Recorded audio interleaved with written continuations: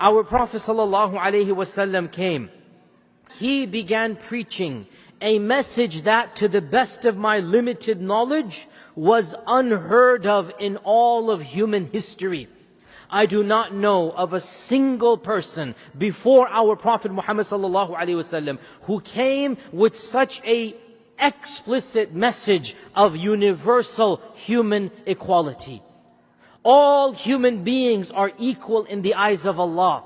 It doesn't matter who your father or mother was. It doesn't matter your skin color. It doesn't matter your social status. In the eyes of Allah, all of you are equal, except with what you yourselves do with your lives, which is taqwa, which is content, which is character, which is akhlaq. Then you can compete with one another.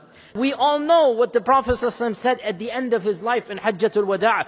لا فضل لعربي على عجمي ولا لأبيض على أسود إلا بالتقوى. He gave 5 paragraphs. One of them was about economic equality. One of them was about treatment of women. One of them was about the universal equality of all human beings.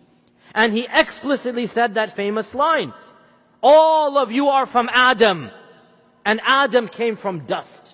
There is no superiority of an Arab over a non-Arab, of a white over a black, except with taqwa. We all know that.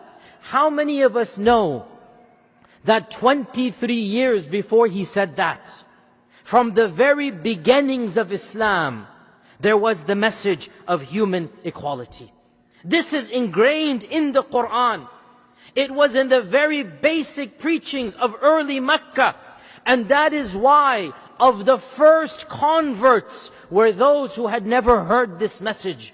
Bilal ibn Abi Rabah, Ammar ibn Yasir and his father Yasir and his mother Sumayya, Abdullah ibn Mas'ud, who was a non-Qurashi from a lowly tribe of Yemen, Khubayb and Suhaib al-Rumi and Khabbab ibn al-Arat, and all of these Sahaba who were not from the Quraysh, they were from the earliest converts. And the Prophet ﷺ was publicly preaching that the slaves and the slave owners are equal in the eyes of Allah, except with taqwa. Guess what happened?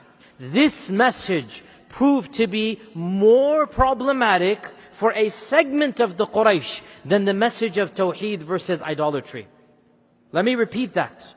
The message of human equality proved to be more problematic for some of the Arabs because they were ingrained. It was something that was from generation to generation. Society is based on this hierarchy of social strata, of the structure of class. Which class are you born into? You will stay there by and large till you die. Your skin color, your blood, your tribe, your lineage, your wealth, it dictates how you're going to be treated.